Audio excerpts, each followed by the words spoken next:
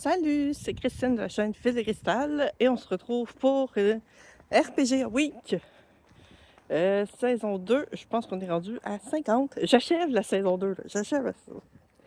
Je suis un petit peu enrhumée, j'espère que ma voix va quand même bien sortir et vous allez bien m'entendre. Sinon, ben désolé. Ouais, réussir à être enrhumée en plein milieu de l'été, c'est pas génial. Je suis partie, genre, j'ai même pas ma casquette. Au moins, c'est pas un gros soleil, mais euh, peut-être des échos de ma casquette pareil éventuellement. Bref, donc la question c'est, c'est une question que j'avais suggérée à Bruno. Dans le fond, de temps en temps, quand il a comme vidé sa banque de questions ou qu'il est moins inspiré par les questions qui s'attendent, il vient popper quelques personnes. Je suis une de ces personnes qui vient cogner dans mon Discord puis me dit t'as-tu des idées de questions pour RPG Week? Et je balance bien une question, puis ça fait genre des mois de ça, puis je me souvenais même plus, puis en réécoutant la question, je me comme oui, ça a même sens au moins qu'il ait suggéré ça. Dans le fond, c'est est-ce qu'on a déjà croisé des personnages qui étaient autrefois des personnages de joueurs qui sont devenus des NPC, soit en tant que joueur ou de l'avoir fait en tant que MJ. Puis moi, ben, j'ai les deux en fait. Je suis pas souvent MJ, puis je réussis quand même à cocher cette case-là. Dans le fond, j'en ai peut-être déjà parlé dans d'anciennes vidéos, mais il y a une partie que j'ai jouée pendant des années de Donjons et Dragons 2e édition, 2.5. Puis, il y avait, dans le fond, la maître de jeu, elle, c'est un univers qu'elle travaille, si on pourrait dire, depuis les années 80. Je pense que ça fait quand même très longtemps que là, elle joue plus dedans parce qu'elle a comme une écœur en titre du médiéval fantastique. Puis ça me rappelle qu'il faut que je fasse une vidéo sur le médiéval fantastique. Un jour, je vais y arriver à cette vidéo-là. J'ai tellement de choses à dire. C'est une vidéo qui va durer 4 heures. Je préfère un panel là-dessus. Oui, donc c'est un univers qui a construit énormément, qui a bâti, et certains, elle a fait jouer de nombreuses personnes dans cet univers-là. Puis justement, certains personnages que sont arrivés, si on pourrait dire, pas tant en fin de vie, parce qu'ils sont pas nécessairement morts, mais en fin d'aventure, sont souvent réutilisés comme NPC maintenant dans son univers. Ça me fait un peu penser, parce que maintenant que je joue un petit peu à des BBTA, ça me fait un peu penser à ce système-là quand tu as la possibilité de prendre ta retraite. Fait que tu deviens un peu un NPC, si on pourrait dire, dans ces univers-là. Mais là, c'était vraiment dans Donjons et Dragons. Fait qu'elle garde qu'est-ce qui s'est passé, que ce soit au niveau des impacts d'aventure ou quoi que ce soit, qu'est-ce qui s'est passé avec les personnages qui restent là. Et il y a un personnage qu'on a croisé, qui est un ancien aventurier. Ça m'a beaucoup marqué pour la simple et bonne raison que son joueur est mort depuis maintenant de nombreuses années. Et ça a été une façon pour elle, c'était un très bon ami à elle, ça a été une façon pour elle de comme garder sa mémoire. Donc elle a gardé son personnage dans son univers qui va de temps en temps interagir avec les joueurs au niveau d'une quête ou trouver des indices, des choses comme ça. Donc c'est pas un NPC qui suit les aventuriers. Je pense qu'il était dans une ville, je me souviens plus exactement, parce que ça fait quand même plusieurs années, là, cette partie-là. Mais c'est ça, ce personnage-là est resté dans la partie. Puis je sais que nous, on a fini l'aventure avec nos personnages. Puis moi, j'ai eu 2 personnages dans cette partie-là. Et je sais que mes 2 personnages sont restés dans son univers.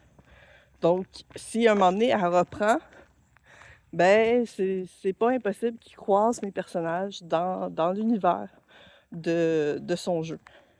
Dans le fond, c'est un peu l'univers de Faerun, mais c'est un peu à sa sauce aussi. T'sais. C'est beaucoup d'homebrew quand même. On peut recroiser des personnages classiques de l'univers de D&D, mais à sa sauce. Puis c'est ça. Fait que ça, moi, j'avais trouvé ça vraiment le fun que, justement, ben, il y a comme une espèce de legacy qui reste de ces personnages-là qui ont eu un impact sur l'univers. Fait que ça, je trouvais ça vraiment intéressant. Puis, côté maître de jeu, dans le fond, moi, Je suis DM pour un seul jeu. J'ai roulé un seul scénario, mais je l'ai roulé vraiment beaucoup de fois. Puis, ceux qui ont créé des personnages, j'ai gardé les fiches de ces personnages-là, pour la plupart. Puis, je m'en suis servi pour faire mes fiches pour... je me suis créé comme un espèce de kit de convention. Fait que j'ai créé comme des fiches niveau 1. Il n'y a pas tant de niveaux, là, mais on va dire fiches de base. Puis pour que les gens puissent choisir facilement, rapidement, au lieu de faire une création de fiches de personnages pour les conventions. Fait que je me suis servi des fiches des autres joueurs pour faire ces fiches-là. Fait que là, c'est vraiment plus de joueur à joueur. Sauf que, bien entendu, ben, je vais avoir peut-être... J'ai une dizaine de fiches. Puis j'ai généralement 3 à 4 joueurs autour de ma table. Et même une fois, je l'ai roulé à 2 joueurs seulement. Dans une des parties en ligne. Ça a bien été. Ça a été un peu plus rock'n'roll, tout se retourner de bord. À 2 joueurs, c'est quand même rough pour une situation d'enquête, mais ça s'est quand même bien déroulé. Puis, dans le fond, ce que je fais, c'est que je me sers des personnages qui ne sont pas utilisés pour faire des NPC. Il y en a 2 que j'utilise vraiment souvent, parce qu'on dirait que c'est comme ceux que les gens veulent comme moins utiliser, je sais pas pourquoi. Il y en a une que c'est justement le personnage de mon amie Guylaine qui était DM pour la partie de D&D. Elle avait fait une Gauloise qu'elle a appelée Bonne Mine, oui, qui se bat avec un couteau à pâte. Elle était gladiatrice. Je dirais que les gladiateurs, c'est moins les personnages qui intéressent à jouer, ironiquement. Les autres personnages sont souvent plus intéressants, on dirait. Mais ouais, fait qu'elle, souvent, je vais l'utiliser comme NPC. Puis un autre que j'utilise souvent, c'est un personnage d'un de mes ex. Que lui faisait du jeu de rôle. J'en avais fait beaucoup de jeux de rôle à l'époque avec lui. Que j'espère ne jamais croiser à Draconis. Puis son personnage est tellement basic. C'est vraiment, lui aussi, c'est un gladiateur. Non, c'est un bellator, c'est un guerrier. Fait qu'il n'était pas gladiateur, mais c'est un guerrier. C'est vraiment le soldat typique de l'armée romaine. Puis il est tellement blend, son personnage, que les gens sont comme moins intéressés. C'est tellement le soldat romain typique, basic. On dirait que les gens ils trouvent moins intéressant. Fait que moi, souvent, je vais utiliser ce personnage-là parce qu'il y en a des romains comme ça, typiques. Puis il va souvent être un point de ralliement entre 2 entités. Donc il va s'occuper de faire des messages entre, mettons, les supérieurs et l'équipe des joueurs. Il va parfois, quand je vois que les joueurs tournent en rond, c'est avec lui qui va arriver avec un indice de façon très subtile. Donc, ouais, il peut être un aide aussi, parce que ça peut arriver dépendamment de qu'est-ce que les joueurs choisissent comme personnage.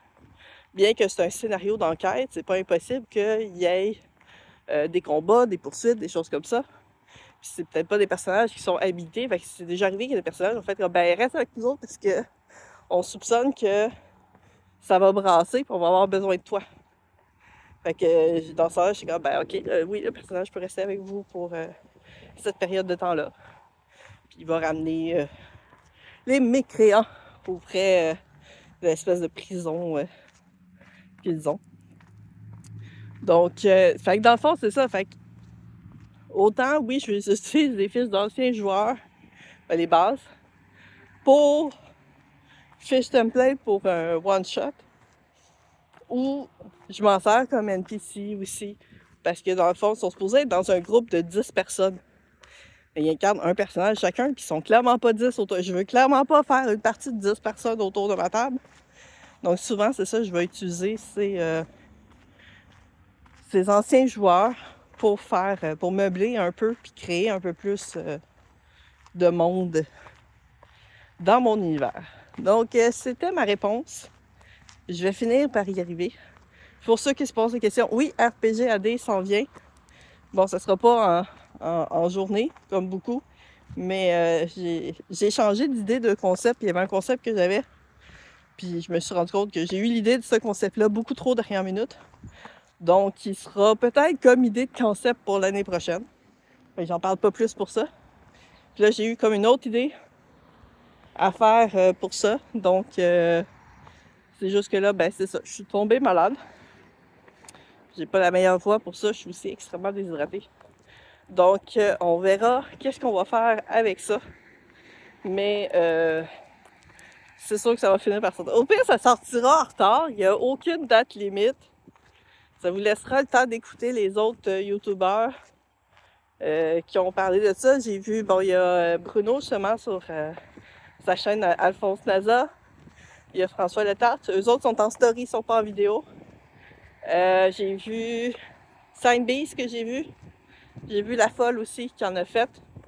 La majorité des personnes que je me suis abonnée à leurs vidéos l'année passée à leur chaîne, qui avaient fait leur RPG, oui, j'ai pas vu de vidéo, mais c'est pas impossible que ce soit en story puis ça les propose pas, ce qui est vraiment poche. YouTube a vraiment un problème avec les stories, c'est des shorts. Fait que voilà, fait qu'il y a au moins ceux-là qui ont des vidéos, puis il y en a qui sont, je sais que La Folle a comme 2 ou 3 jours de retard en termes de la journée puis la vidéo. C'est pas grave. Il y a genre zéro stress là-dedans. L'important, c'est d'avoir du plaisir et de partager la joie du jeu de rôle. Donc, sur ce, je vous dis à la prochaine. Prenez soin de vous. On se voit dans une prochaine vidéo. Bye bye!